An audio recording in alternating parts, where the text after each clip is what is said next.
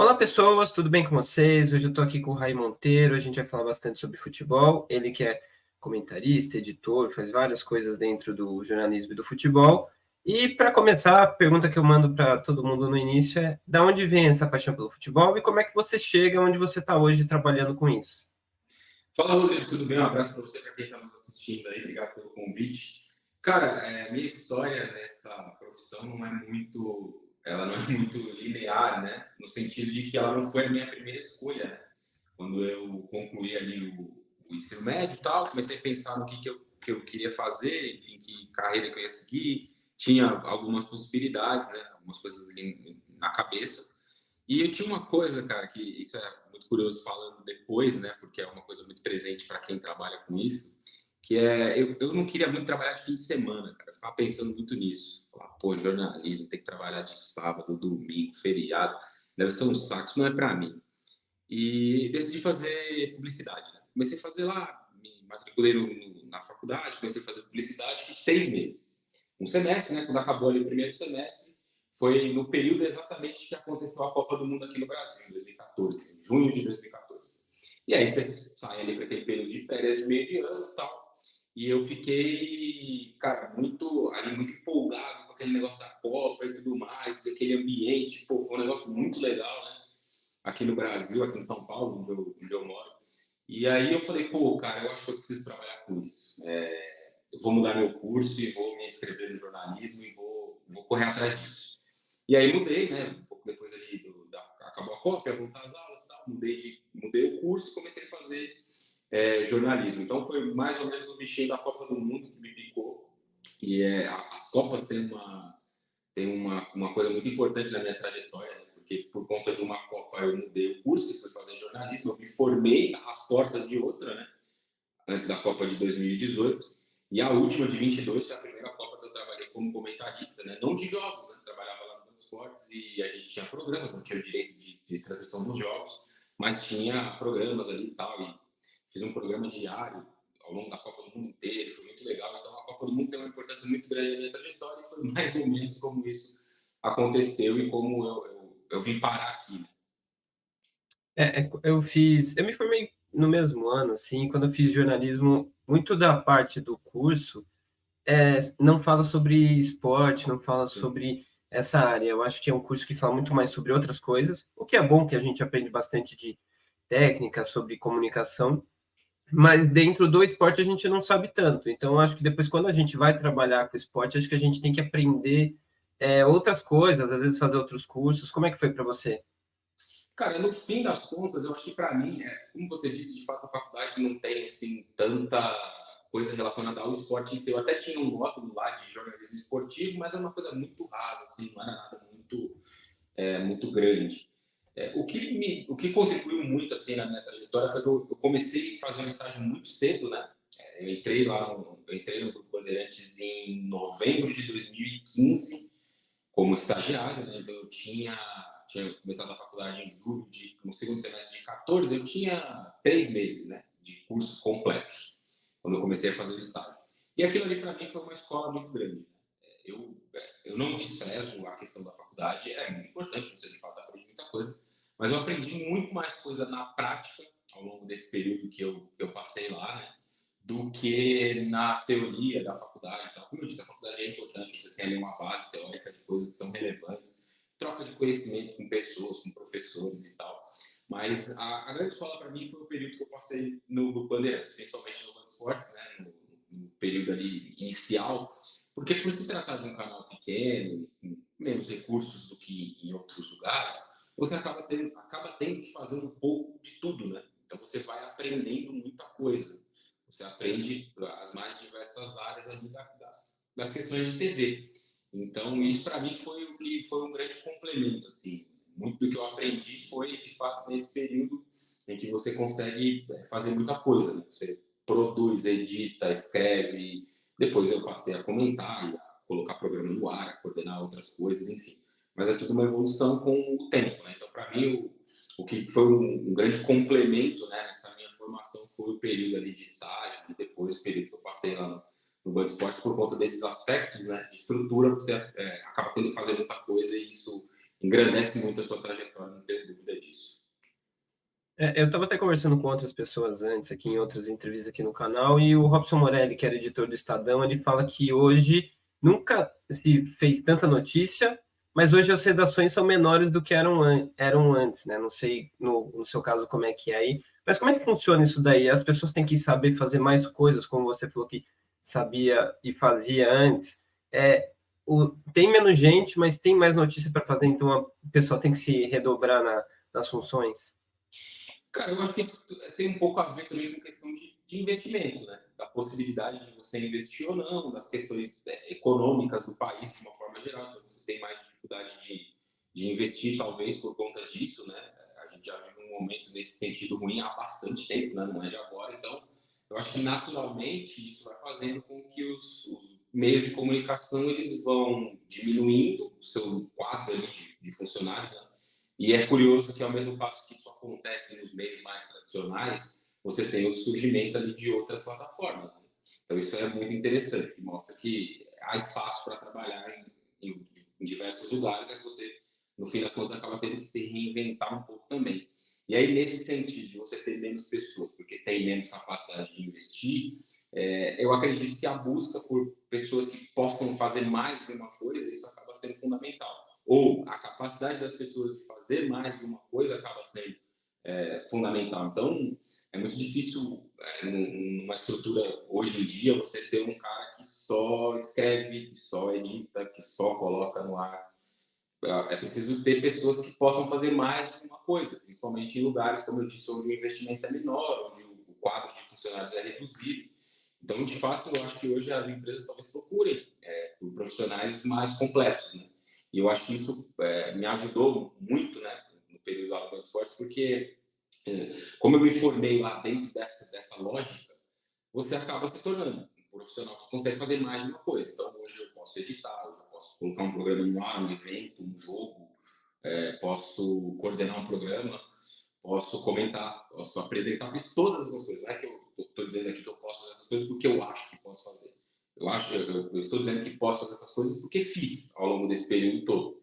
Todas essas coisas. Então, quanto mais coisas você aprende, eu acho que maior está o seu leque também de opções, até no momento que você também precisar ou quiser procurar um outro lugar para trabalhar, ou procurar uma outra possibilidade. Então, enfim, você tendo um leque maior de coisas que você pode entregar para a empresa, você consegue talvez se colocar ou se recolocar com um pouco mais de facilidade. Você falou que não gosta, que no começo não queria trabalhar de fim de semana, né? Mas agora, como você é comentarista, uma das coisas que você tem no fim de semana é ter que ver jogo, né? Sim. Acho que até a gente está gravando hoje, porque se fosse na sexta-feira não ia dar, porque tem, sei lá, Espanha, Alemanha, nesse horário e você tem que assistir o jogo, mesmo que você não vá necessariamente comentar aquele jogo ao vivo, você tem que estar sabendo o que está acontecendo. Então, como é que combina essa rotina para dar tempo de fazer tudo e não ficar tão atrasado nos jogos para saber tudo que está acontecendo? Cara, é engraçado isso, né? Porque de fato era uma coisa, né? Quer trabalhar de fim de semana e tal. Hoje eu não só trabalho de fim de semana, eu trabalho todos os dias, né?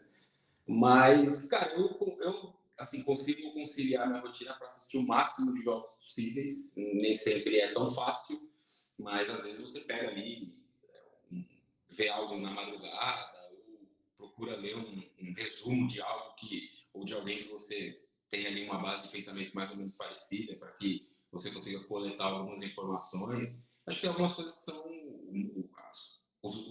as coisas mais importantes, assim. Você tem que assistir os jogos mais importantes, eu digo. Você tem que assistir. E aí, vez ou outra, você para e pega ali um time, assiste uns 2, 3 jogos e tal.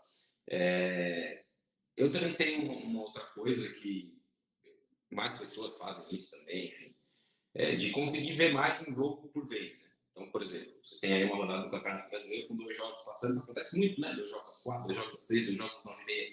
Então, é um ali na televisão e o outro no computador e você vai pingando aqui e ali. É óbvio que não é a mesma coisa de você assistir um com uma inteira atenção, mas você consegue ali captar as principais questões ali dos 2 jogos. Não é a mesma coisa, como eu disse, de assistir um jogo com total atenção, né? Como o jogo do Brasil, por exemplo. Brasil e Colômbia lá era um jogo que estava passando só aquele jogo naquele momento, então você consegue ficar 100% fixado naquele jogo. Quando você tem partidas simultâneas, você acaba dividindo um pouco a atenção, mas eu acho que mesmo assim você consegue pegar as principais coisas. Então é mais ou menos isso que eu tenho feito, assim, tento, quando tem 2, 3 de uma vez, assistir 2, 3 de uma vez, coletar as principais informações, e se eu vou precisar fazer alguma coisa mais elaborada em cima de algum time, aí eu vou recorrer a reassistir um jogo, né? Hoje você tem muitas plataformas com essas possibilidades, você tem até canais de scout que te entregam ali o jogo com um jogo cortadinho, né? Com tempo útil, eles falam. Então, um jogo de 90 minutos, os caras te entregam um arquivo de 42, 45. Então, num período de 2 horas, se você assistiria 2 jogos, você consegue, se você assistiria um jogo, você consegue ver dois em um pedaço de um. Então, acho que tem muitas ferramentas para você conseguir estar por dentro de tudo. Mas eu acho que o mais importante, que é para quem quer seguir isso, quem quer ser comentarista ou algo do gênero, precisa ver muito jogo. Não dá para ser comentarista sem assistir jogo. Tem muita gente que faz isso, ok, vai de cada um, do que a empresa exige, mas na minha visão não dá para você ser comentarista sem ver o jogo, falar daquilo que você não está assistindo, não dá. E o cara que está em casa vendo, ele percebe que você não faz a menor ideia daquilo que você está falando. E uma outra coisa que eu vejo que você faz é que você vai nos estádios, né? Porque eu acho que tem muito comentarista hoje que até para poder ver mais jogos acaba não indo, porque quando Sim. você está no estádio, óbvio que você só vai conseguir ver um jogo, vai ter todo o deslocamento para ir e voltar. E outra coisa que eu também percebo é que comentarista não costuma participar tanto de coletiva, tanto desses outros ambientes do futebol, às vezes estão em algum treino, às vezes conversar com algum treinador, jogador. Tudo bem que treino é cada vez mais difícil participar, porque os clubes vão fechando mais, mas como que é para você participar disso? Você procura participar o máximo que você pode para tentar pegar outras coisas que você só acompanha no estádio? Sim, eu acho que não existe nenhuma experiência igual a você assistir um jogo num estádio de futebol. Não tem. Na televisão você assiste a bola, no estádio você vê um jogo de fato. Né? Então já tem algum tempo, né, desde o ano passado, que eu tenho me credenciado, desde o começo desse ano, desde o começo desse ano, que eu tenho me credenciado, fiz nosso cadastro junto à CBF, enfim, essas coisas aí. Uma coisa meio independente, né? Minha e tal.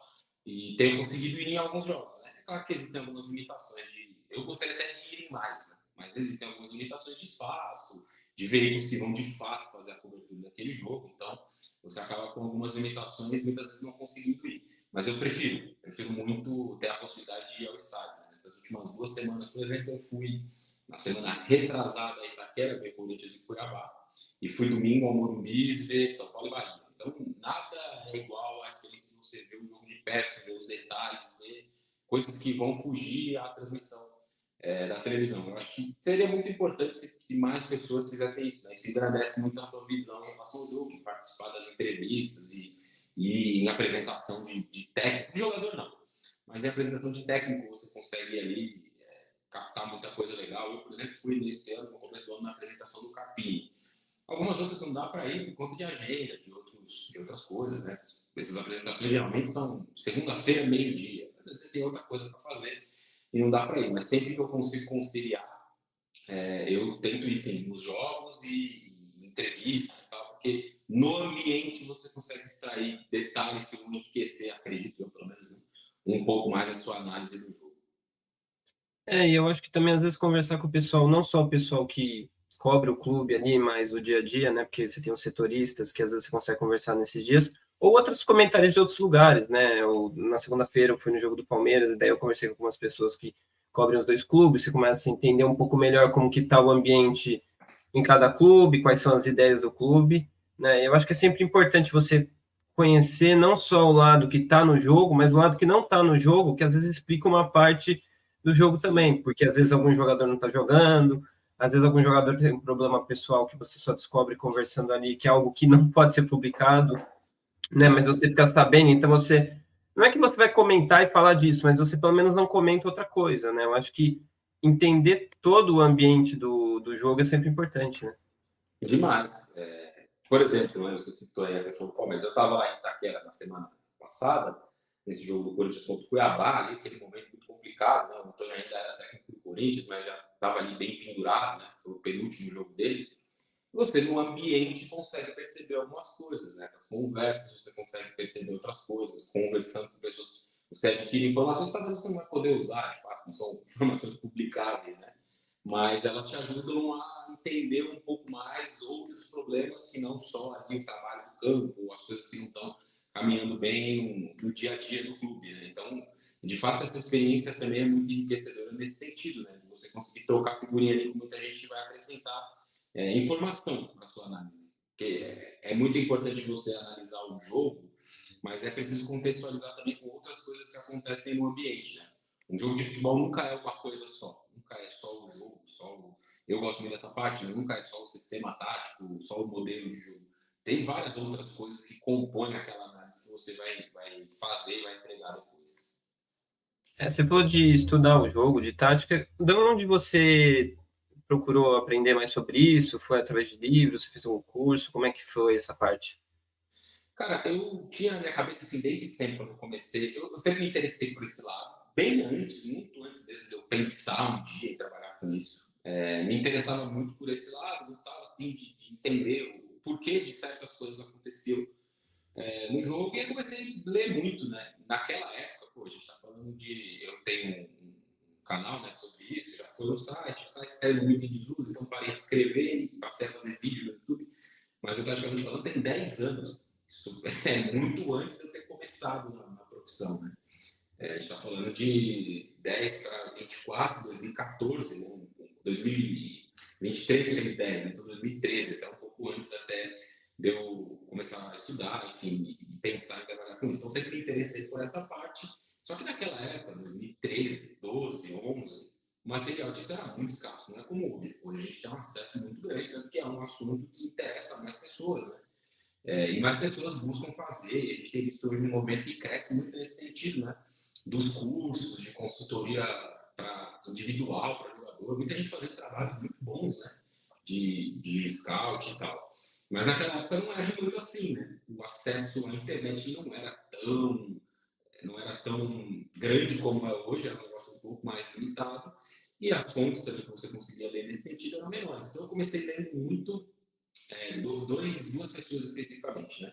O Mauro Betti escreveu bastante sobre isso, e no fim das contas, acho que ele nem é um cara que eu gosto muito, a gente tem uma relação legal e tal, mas acho que ele nem é um especialista nesse assunto especificamente, mas escrevia bem já, como várias outras coisas que ele faz. Já escrevia bem sobre isso naquela época, né? E o André Rocha também tinha um blog no Globoesporte.com que escrevia sobre isso, né? Foi uma das primeiras pessoas que eu vi escrevendo sobre isso, os dois, aqui no Brasil. O Mauro Betti mais com os textos de times históricos, tal, tinha muito material, lembro do Real Madrid que ganhou as Champions nos anos 50 e 60, e falava um pouco sobre isso, né? Não era tão profundo na questão de modelo de jogo, mas de posicionamento, de como o time jogava, de qual função cada jogador exercia, era muito legal nesse sentido, né? E o André, que escrevia aí já de uma forma mais, que falava mais de outros times, enfim, um pouco mais abrangente, vai? Acho que essa é a palavra que pode definir isso. Então foi mais ou menos por aí que eu comecei a me interessar, e aí ao passo que isso vai crescendo, vai gerando mais conteúdo e tal, você vai começando a fazer, ler mais pessoas, ver alguns livros, até tenho aqui atrás, aqui em cima tem uma porrada de livros de várias coisas, mas alguns sobre tática também. Então acho que o conteúdo hoje é muito maior para quem gosta disso, para quem se interessa, para quem busca estudar sobre isso, do que era quando eu comecei a me interessar por isso há 10, 11, 12 anos atrás. Eu lembro que até antes da Copa de 2014, porque eu acho que a Copa de 2014 foi o momento em que teve um pouco essa mudança de mentalidade no Brasil. Quando você falava muito sobre tática, coisa, tinha muita gente que falava assim, ah, não, você está indo para o lado muito científico, o futebol não é isso. Os próprios treinadores no Brasil não têm tanto essa história tática de jogo, né? Tanto que quando você volta no tempo para procurar como os times de alguns treinadores jogavam, é muito difícil porque você não tem nada escrito até sobre isso, né? Hoje, tudo bem que a literatura de futebol no Brasil acho que ainda é muito pequena, você abre feiras, você tem vários eventos de livro que você praticamente não acha um livro de futebol, porque o Brasil também não é um país que se lê tanto assim, mas quando você passa de 2014 para cá, eu acho que tem um pouco essa mudança, não só no perfil do público, mas também dos clubes. Os clubes começaram a pensar mais nisso, tanto que hoje você tem muito treinador português aqui, porque eu acho que eles já treinaram, já estudaram isso antes, e até aliaram isso. Por um lado, é bom porque a gente consegue ampliar o debate, acho que em muitos momentos, mas por outro lado, exige mais da gente, como na parte de comunicação também, para entender mais do jogo, né? Como é que você vê essa parte? Eu até lembrei, você falando agora, eu até lembrei de uma frase que eu acho muito boa, né? Que o PVC falou sobre o livro do Abel, né? O Abel lançou lá o livro dele, depois do Campeonato Brasileiro. Foi depois do Da Brasileiro, eu acho. Da Libertadores, que ele é campeão em cima do Flamengo. Exatamente, lá em Montevidéu. Estava lá nessa decisão, aliás, assisti de perto esse jogo. Então, depois daquilo lá, ele lançou o livro e tal, e aí ficou um debate ali, que aqui no Brasil, acho que se tem de uma forma geral, é uma característica nossa, não sei nem se é uma crítica mesmo, mas é uma característica não sei se do povo, do jornalismo, mas um pouco das duas coisas. Tem muita resistência às coisas que a gente não conhece ou talvez não entende muito, né? E essas questões, eu acho que entram um pouco nisso, né? As pessoas resistem muito a debater sobre aquilo. Eu me lembro, por exemplo, quando o Paulo Souza veio treinar o Flamengo, que muita gente ficou falando, né, que ele colocou lá um telão no centro de treinamento, que depois foi utilizado pelo Dorival. E tinha ali, não regras, mas regras, vai. Tinha regras de alimentação e tal, do que ele queria. Era uma metodologia de trabalho, né? Jantar após os jogos, com determinada refeição. E eu lembro que muita gente fez piada daquilo, né? Muita gente na imprensa, pessoas importantes e tal, tem ali relevância, né?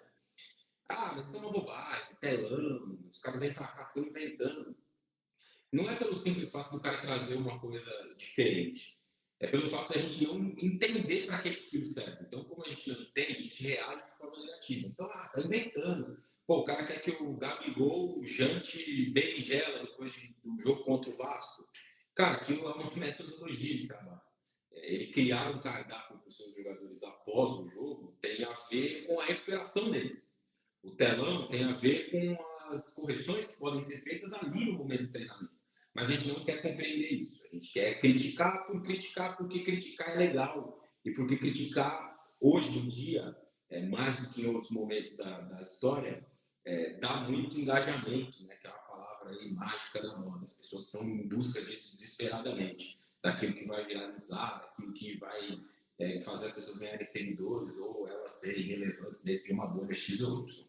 Então, eu fiz todo esse preâmbulo para chegar na história do Abel e voltar à questão da literatura e tal que a gente estava falando. Porque quando surge o livro do Abel, a reação é mais ou menos a mesma. Embora o negócio do Paulo Souza tenha vindo bem depois. Esse cara tá vindo para cá, esse cara veio para cá, quer ensinar a gente, o futebol é campeão do mundo, esses caras não têm nada a ensinar para a gente, os portugueses ganharam o quê? Essa reação se viu muito, né, nos últimos tempos e foi aumentando, ao passo que treinadores como o Abel foram vencendo. E o PVC disse uma coisa muito legal sobre isso, em relação ao Abel, que ele estava documentando uma experiência. A questão ali não era querer ensinar, quero que vocês façam para ganhar a Libertadores, você precisa fazer isso e aquilo. Não, o livro não tem essa pretensão, não tem esse livro aqui, ó, que tá aqui. Cabeça fria, coração aqui. Esse livro não tem a pretensão, eu nem sou palmeirense também, esse livro não tem a pretensão de ensinar alguém algo. Ele documenta uma experiência de uma temporada, de como foi o trabalho de um cara que chegou aqui, sem conhecer o futebol brasileiro, e em um ano ganhou tudo que ele poderia ganhar, um ano e meio ganhou tudo que ele poderia ganhar. E falta muito isso no Brasil, documentar experiências. Seria muito legal se o Tite tivesse documentado a experiência dele na seleção brasileira. Ele não ganhou, mas foi um período muito bom, de 6 anos, ali, muito bom no sentido de que teve muito conteúdo ali. Seria legal documentar a experiência dele, os problemas, como foi o jogo contra a Bélgica, como ele reagiu a isso, como ele reagiu ao jogo contra a Croácia, o que fez, o que não fez, o que poderia ter feito, reflexões. Outros técnicos, sei lá, não é muito perfil, mas Muricy, tricampeão brasileiro, seria legal ter uma experiência documentada disso. E a gente não tem. E aí quem faz isso aqui, que é um bom serviço para o futebol brasileiro, a gente critica. Porque, o cara quer ensinar a gente como que é. Veja só, um português querendo nos ensinar a ganhar. Não é isso. Então, até no pensamento está pobre, né? O nosso jeito de ver as coisas. As pessoas deveriam valorizar mais isso. Valorizar o conhecimento, a literatura, as experiências compartilhadas. Mas isso acaba não acontecendo, infelizmente. Alguém que eu tinha muita curiosidade de saber como é que esse trabalho é o Fernando Diniz, né? Tanto que eu Seria estava na final da Libertadores e a minha pergunta que eu queria fazer para ele depois da final era essa. Mas eu não consegui fazer a pergunta, né? Não me passaram o microfone, mas agora que ele está sem clube, seria, acho que, algo interessante para a gente ver, até pelo estilo de jogo dele ser diferente, como é que ele trabalhava. Isso eu não sei se é o caso de ele fazer, se ele tem essa pretensão, talvez não, mas acho que engrandece muito, até porque eu lembro que o Guardiola, quando ele chega no Bayern, até tá no livro do Guardiola, Confidencial, ele tira a sobremesa dos jogadores, porque ele fala que os jogadores comiam muito doce. Então, assim, existe no mundo inteiro essa troca de cultura, essa troca de informação. E o Brasil também já passou por isso antes, né? Acho que a gente ficou muito tempo sem ter, talvez, um pouco essa parte de cultura um pouco mais de fora, não sei. Mas acho que é algo Ah, que tem sido importante nos últimos anos para a gente pensar um pouco mais. Mas eu queria saber de você, se você já comentou outros esportes, outros tipos de reportagem para outros esportes, como é que é para você falar de outros esportes que não o futebol? Porque eu imagino que você conheça mais sobre futebol, apesar de você, claro, estudar e trabalhar em outros esportes. cara, eu nunca fiz, nunca comentei nada de outros esportes, e sendo muito sincero, você vê como as coisas são, né? Eu já citei aqui várias pessoas, e eu acho que é muito legal quando a gente tem experiências ao longo da vida e coisas que você retira pensamentos de outras pessoas. Eu me lembro, faz muito tempo isso, no segundo ou terceiro semestre da faculdade, teve uma entrevista, vou citar de novo o PVC, ele foi lá dar uma palestra, né? Deu uma palestra e tal, e ele falou uma coisa que me marcou muito e que eu levei para mim. Eu peguei essa frase dele e ela é minha também, ou passou a ser também. Ele falou o seguinte: eu não sou um jornalista, eu sou jornalista eu não sou um jornalista esportivo. Ele falou exatamente, não, eu não sou jornalista. Não sou jornalista esportivo, eu sou um jornalista de futebol. E, cara, eu me vejo muito assim também. Eu sei que a gente precisa ter o nosso leque aberto para outras possibilidades, e óbvio que se for necessário, sei fazer outras coisas também dentro da área, digo, outros segmentos, né, dentro da área, mas eu não me considero um jornalista esportivo. Eu não falo de natação, de vôlei, de basquete, de... Vem aí os Jogos Olímpicos. Eu vou assistir muito, porque eu acho muito legal, mas eu não entendo muito, eu entendo muito pouco de todos esses esportes. E tem muita gente que é especialista nisso, e tem muita gente que não é, que quer ser só naquele período de um mês. E a gente vai ver isso na rede social, principalmente, né? Na rede social, aí, entre julho e agosto, vão surgir muitos especialistas que passam 4 anos sem falar de natação, de vôlei, de basquete, de atletismo, e naquele mês eles viram especialistas. Então, eles sabem que o Alisson dos Santos é mais rápido que o Varhorn. Isso eu também sei porque é uma informação. Ele ganhou lá o último duelo entre eles e foi campeão. Mas eu não sei profundamente sobre esse esporte. Então, é uma coisa que eu não me aventuro. Eu gosto muito de assistir a Olimpíada, é muito legal para mim, mas eu não vivo esse universo no período de preparação. Nos 3 anos de Tóquio, trabalhei na Olimpíada de Tóquio. Nos 3 anos não na frente das câmeras, trabalhei coordenando um programa e editando algumas coisas ao longo desse período. Nesse período de 3 anos de lá para cá, eu não assisti o Mundial de Natação, de Ginástica, de Atletismo. Não vi. Eu tenho informação, eu sei quem ganhou, quem foi bem, quem não é. Eu sei que a Rebeca Andrade vai disputar com a Simone Biles, as coisas mais básicas, que mais ou menos todo mundo sabe. Né? Mas profundamente sobre esses assuntos eu não sei. Então eu me considero jornalista de futebol. Se você bater um papo comigo sobre futebol, a gente fica aqui até amanhã falando sobre todos os times do mundo. Mas se você quiser conversar comigo sobre os 100 metros com barreira, eu não faço a menor ideia de quem vai concorrer a essa medalha. E eu acho que é muito importante que existam segmentos, de verdade. Eu acho que todo mundo não sabe fazer tudo. E é muito legal que tenham pessoas que sejam especialistas nisso. Eu conheço muitas pessoas que são especialistas demais em esportes olímpicos. Tenho 2 amigos muito grandes meus, a Juliana Yamalca, que vai trabalhar na Casa TV nesse período da Olimpíada, e o Caio Capato, que é meu amigo de Grupo Band, que é um repórter especializado em esporte olímpico. Ele faz futebol no dia a dia porque é o trabalho dele no dia a dia.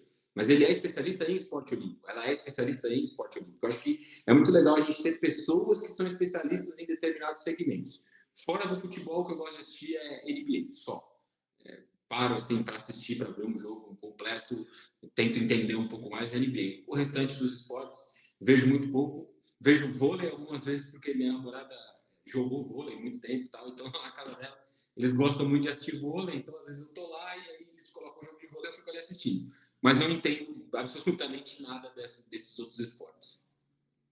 Eu acho que até que não dá tempo, né, de você fazer tudo isso. Você vai acabar tendo que escolher. O futebol às vezes já é difícil acompanhar, né? Se Sim, você for acompanhar tudo, é difícil. O Caio encontra direto nos jogos. O Caio está sempre cobrindo futebol, até porque jornalista esportivo que não faça futebol no Brasil quase que não tem como, né? Porque a Não é gente é difícil. quase que 90% de programa esportivo, quase todo programa esportivo no Brasil é programa de futebol, né? Ele vai É ter uma uma cultura, matéria, e também né? tem isso, né? É uma cultura nossa. Isso não, eu estou dentro do processo, né? E óbvio que não é responsabilidade minha, mas eu faço parte desse processo. A gente não faz jornalismo esportivo no Brasil. A gente faz jornalismo de futebol. Se você abrir qualquer, se você ligar a televisão agora e botar Band Esportes, ESPN, Sport TV, são esses, né, os canais de TV a cabo que tem. Estão falando de futebol. Pode estar passando um evento ou outro de atletismo, de vôlei, de natação, mas não tem um programa de debate sobre isso. Não tem um programa de debate sobre vôlei, sobre natação, sobre basquete. Não existe. Em nenhum desses canais. Não existe mesmo. Lá no Mundo Esportes o que tem muito é automobilismo, porque é o carro-chefe do canal. Lá passa-se muito Fórmula 1 e outros esportes a motor. Então você tem lá programas de esporte a motor, porque é o principal nicho do canal, é o automobilismo. Mas se não fosse, não teria também. Tantos. Tem lá um programa que existe há 20 anos, mas não teria, de uma forma geral, outros programas se não fosse o carro-chefe da casa. Então, a gente faz jornalismo de futebol. Se você ligar um noticiário, sei lá, você tem vários programas de esporte no formato jornal, né? 90% dos assuntos é futebol. 90, 95, às vezes todos os assuntos do programa são futebol. É o futebol. Até falando sobre isso, né? O Brasil ele fala mais ou menos dos esportes quando eles estão ganhando, né? O Brasil se fala de vôlei quando tá ganhando, de basquete quando tá ganhando, o UFC ficou muito forte aqui, né? MMA, mas o futebol é o único que resiste aos momentos em que não tá ganhando, e esse é o momento da seleção brasileira hoje, né? A seleção Sim. brasileira, você tá aí com a camisa da seleção, que tem as 5 estrelas desde 2002, né?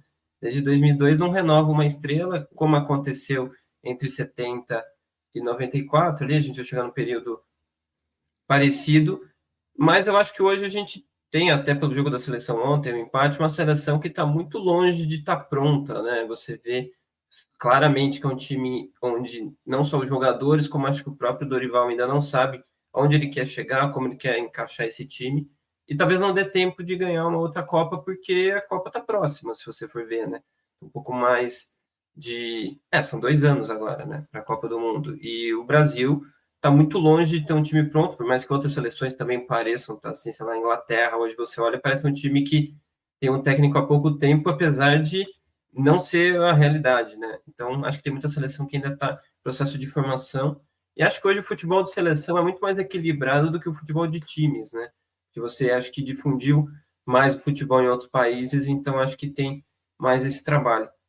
Então, talvez hoje a seleção brasileira, para ganhar uma Copa do Mundo, precisa fazer muito mais fora da parte técnica de jogadores do que fazia até, sei lá, até 2002, quando ganhou a última vez. Eu acho que esse talvez seja um dos principais problemas para a seleção brasileira voltar a ganhar uma Copa do Mundo. Eu acho que tem alguns. É um caminho que não é simples, não é fácil e não vai ser percorrido de forma muito tranquila, né? Estou com essa camisa aqui que eu passei hoje, amanhã, aí, gravando alguns conteúdos de seleção brasileira, então aproveitei para mudar um pouco o cenário, né? Mas, assim, você disse muito bem, o futebol de seleções está muito equilibrado hoje. Eu acho que tem alguns aspectos que dizem sobre isso, né? Acho que um deles é o fato de que o futebol hoje está muito globalizado, então você tem em todas as seleções caras que jogam no futebol de mais alto nível, na Europa que seja, né? Você pega lá a Geórgia, você tem, pô, o atacante da Geórgia, o Kvaratskhelia, joga no Napoli, ganhou o campeonato italiano outro dia. O goleiro joga no Valência, no campeonato espanhol. Então você tem vários caras que jogam em ligas importantes. Eles não são grandes craques jogadores acima da média, mas eles estão num ambiente competitivo que colocam eles num patamar, pelo menos de preparação física, de questões táticas, no mesmo patamar de outros. Então, o Mamardashvili, que é o goleiro da Geórgia, ele joga a mesma liga do Bellingham. Ele não é um jogador do mesmo nível do Bellingham, mas ele está inserido no mesmo contexto que ele. Então, acho que esse é um aspecto importante. A globalização ela diminui as distâncias entre as seleções e torna os jogos mais equilibrados. A Euro nos mostrou isso ao longo desse período todo, né? No fim, uma favorita vai acabar ganhando. Eu acho que vai ser a Espanha, mas pode ser a Inglaterra, pode ser a Alemanha, pode ser a França, pode ser Portugal, que são as favoritas de largada. Uma delas vai acabar ganhando a Eurocopa. Mas o caminho da competição mostrou ali várias seleções menores dando trabalho para maiores. Ou seleções que não estavam naquele patamar atingindo aquele patamar. A Suíça, por exemplo, deu um totó na Itália. Foi um 2-0 que poderia ter sido uns 4. Então isso mostra um pouco disso. E aí o outro aspecto, a Croácia, por exemplo, quase eliminou a Itália. Um outro aspecto disso eu acho que é o contexto, de poucas reuniões e de um trabalho que é um negócio ali, a gente se junta, joga e vê o que dá certo. É difícil você ter um trabalho em uma seleção que vá buscar uma coerência, uma montagem que faça sentido e com isso você vai conseguir ganhar. E a seleção brasileira é um bom exemplo disso nesse ciclo passado com o Tite. Foi um ciclo muito bom. O Brasil, que hoje sofre na América do Sul, na Copa América e nas eliminatórias, passava com o pé nas costas por essas competições quando tinha o Tite. Perdeu lá a Copa América para a Argentina, é verdade, perdeu mesmo. Mas chegou à final sobrando naquela Copa América. E sem jogar tão bem assim, mas é porque era um negócio meio automático, ia ganhando. Nas 2 eliminatórias que o Tite fez, né, ou uma eliminatória e meia, já que ele pegou metade lá da outra, um pouco menos do que isso, o Brasil passou com o pé nas costas. O Brasil não perdeu nenhum jogo de eliminatória com o Tite. Hoje o Brasil tem 3 derrotas em 6 rodadas, eu acho, de eliminatórias. Então ali se formou um trabalho que era muito coerente e que acabou não dando em título, e aí por isso é uma porcaria. Não serve, troca, acabou. O Tite é o pior técnico da história do mundo. Então a gente tem um pouco disso, né? Que é também de procurar os culpados, depois que derrotas normais acontecem. A derrota contra a Bélgica foi uma derrota em que o Brasil mostrou uma falta de reação muito grande? Sim. Demorou-se muito para reagir dentro daquele jogo. A derrota contra a Croácia já tem um outro cenário completamente diferente, mas ela entra na mesma conta. Porque perdeu também. Então, no fim, não importa. E aí, quando você olha para uma Copa do Mundo e tenta entender ali um time que ganha e tal, você não vai encontrar muita lógica. Olha para os últimos campeões mundiais e a trajetória deles dentro da Copa do Mundo. A França, campeã do mundo em 2018, estreou ganhando da Austrália por 2-1, um jogo que teve o primeiro VAR na história das Copas do Mundo, um gol aos 35 do segundo tempo. Empatando o jogo, faz um gol aos 35 do segundo tempo e ganha. A Argentina, que ganhou a última Copa do Mundo, estreou perder para a Arábia Saudita. Então, os mundiais, eles não têm lógica. Não tem. É uma reunião ali de um mês que as coisas funcionam, se conectam e o time ganha. E acaba dando certo. Algumas coisas influenciam, óbvio. O título da Argentina era um bom momento, a última Copa do Messi, ou pode ser a última Copa dele. Um grupo que encaixou depois de uma derrota, que o time jogou mal e os caras foram. Mas também foi uma trajetória de muitos tropeços. Né? A Argentina perde o primeiro jogo da Copa do Mundo, no segundo jogo da Copa do Mundo ela empatava com o México até os 30 do segundo tempo. Quando sai um dos gols e aí encaminha uma vitória e a classificação e tal. Mas não foi a Argentina que sobrou na Copa do Mundo. A Argentina foi fazer o seu primeiro, na minha visão. Né? Tem muita gente que acha que a Argentina fez uma Copa do Mundo impecável, porque ganhou. Mas a Argentina vai fazer seu primeiro grande jogo na Copa do Mundo na semifinal contra a Croácia. A vitória por 3-0. O jogo contra a Holanda, como foi? Os pênaltis. A Argentina vencia por 2-0, tomou um empate. E aí tem uma coisa engraçada. Né? Se o Brasil toma um empate naquele jogo, como tomou a Argentina, ganhando por 2-0, tomando 2 gols em 10 minutos. Aquele segundo gol ainda, do jeito que toma. Então, é o time sem cabeça, fraco, emocionalmente fraco, mentalmente fraco. Né? Se fossem os argentinos, nunca tomariam um gol no último lance do jogo. Então, as narrativas, quando se fala de seleção, elas se constroem de acordo com aquilo que a gente quer falar. Então, como o Brasil perdeu a Copa do Mundo, nada presta. Eu ouvi gente que eu gosto muito, que eu considero muito boa, dizendo que o Brasil foi amassado pela Croácia. Isso não aconteceu. Isso não aconteceu. Eu não vi aquele jogo só aquele dia. Eu vi aquele jogo mais 2 vezes. O Brasil tomou um gol no último lance da prorrogação, praticamente, num jogo em que ele amassou completamente o adversário. O Livakovic fez 10 defesas naquele jogo. E o Alisson não fez nenhuma. E a que foi no gol entrou e perdeu os pênaltis. É do futebol. Acontece. Agora, você querer dizer que isso é o fim da história da seleção brasileira, eu acho que é um pouco demais. Né? Mas é como a gente encara as coisas aqui. É preciso encontrar culpados. Quando a seleção brasileira perde, cai numa Copa do Mundo, isso aconteceu muito nos últimos tempos, a gente precisa encontrar um culpado. Então, em 2006 era a bagunça lá do time estrelado sem compromisso. E o técnico que não conseguia fazer o time jogar. Em 2010 era o Dunga, que era muito linha dura e o time era mal treinado e não tinha talento. Em 2014 a culpa foi do Felipão, que escalou o Bernard e tal, alegria nas pernas. Em 2018 foi o Tite, que não soube reagir ao Roberto Martins. Em 2022 foi de novo o Tite. Tem gente que coloca a culpa no Alisson pela eliminação da seleção brasileira e não quer ver ele no gol. Eu vi gente dizendo que ontem no gol do Brasil tomou da Colômbia foi falha do Alisson.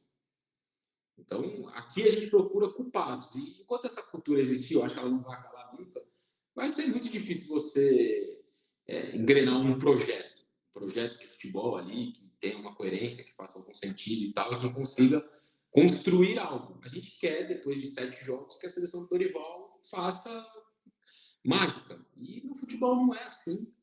Ele reuniu esses caras aí há 20 dias, 25 dias, eles estão ali treinando e jogando. E aí a gente quer que saia disso um super time? É difícil. Mas eu acho que um pouco dessas críticas que a gente faz hoje chegam mais nos jogadores, porque se a gente voltar no tempo, a gente sempre fez. A Copa de 2002, a quantidade de pessoas que não acreditavam na seleção e eram contra o Filipão é enorme. 86 também se criticava muito a geração, falava que só tinha jogador ruim. Tem uma matéria que é muito engraçada no jornal que fala que a geração era horrível. Daí você olha, tem o Zico, o Sócrates, o Falcão, com uma fotinha assim embaixo na matéria, querendo dizer que a geração daqueles jogadores era muito ruim. Talvez o ambiente que a gente vive hoje seja mais fácil chegar a esse tipo de crítica nos jogadores e talvez demore mais, né? Sim, isso é fato, né? A crítica ela chega com uma velocidade muito maior do que em outro momento. E os jogadores têm, de fato, também apanhado muito nesse sentido, porque o resultado não vem, não se ganha tal, então eles acabam sendo os culpados, né? Você pega, por exemplo, o Vinícius, não presta para jogar na seleção brasileira. Cara, de fato, ele não tem na seleção brasileira o mesmo rendimento que ele tem no Real Madrid. Mas vamos tentar entender por que isso acontece? Posicionamento, time, tipo de jogo, ou é só o cara tem uma varinha mágica, ele desembarca lá em Madrid, vem alguém, bate uma varinha mágica nele e ele começa a jogar muita bola. Não, tem uma coisa errada acontecendo na seleção brasileira para ele não jogar tão bem. Só que o Ramos é o contrário, né? Então, o Ramos é o contrário, né? A questão do Ramos já é um pouco outra, né? Que é uma coisa mais dele. É dele mesmo. É nítido você assistir os jogos da seleção colombiana, você percebe com muita facilidade que aquele cara está ali inserido em um cenário, a gente tem um desejo muito grande de estar. E ele não faz as mesmas coisas no clube que ele joga. Não faz. Não é a questão...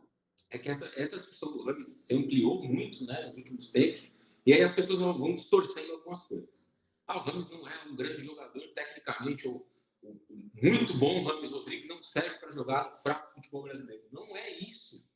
Tecnicamente, talvez ele seja o melhor jogador que tem no futebol brasileiro. Tecnicamente. Só que o futebol não é mais só isso.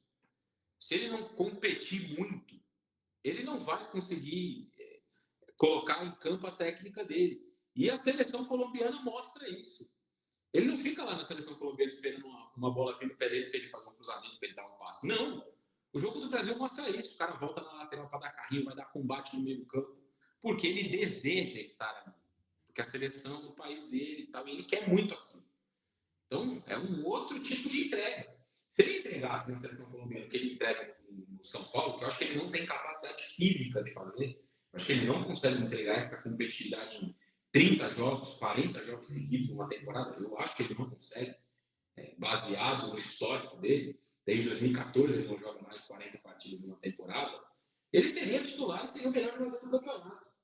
Mas ele não consegue entregar isso aqui. Acho que é isso que as pessoas precisam entender. Não é que ele não é bom o suficiente, é que ele não consegue entregar aqui o que ele entrega na seleção colombiana, por vários aspectos.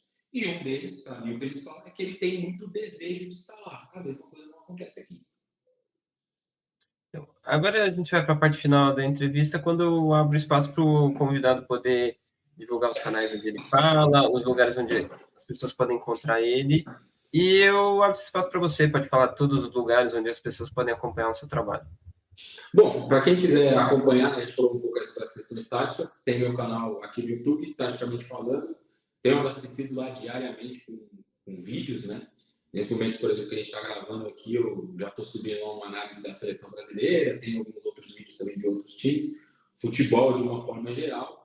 E lá nas minhas redes sociais também tem bastante conteúdo de futebol, enfim, né? Algumas outras coisas que vão acontecendo aí, que vão acontecer nos próximos dias também. O @_Raimonteiro, tanto no Twitter quanto no Instagram. Você me encontra lá com conteúdo sobre futebol e a gente bate um papo. Esse foi o Raimundo Monteiro, tem outras entrevistas aqui no canal com outras pessoas do futebol, alguns jornalistas, tem gente que jogou, tem gente que é treinador, gente que não faz nenhuma dessas coisas, mas está no meio do futebol também, você pode acompanhar aqui.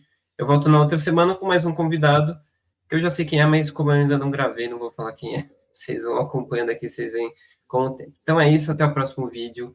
Valeu!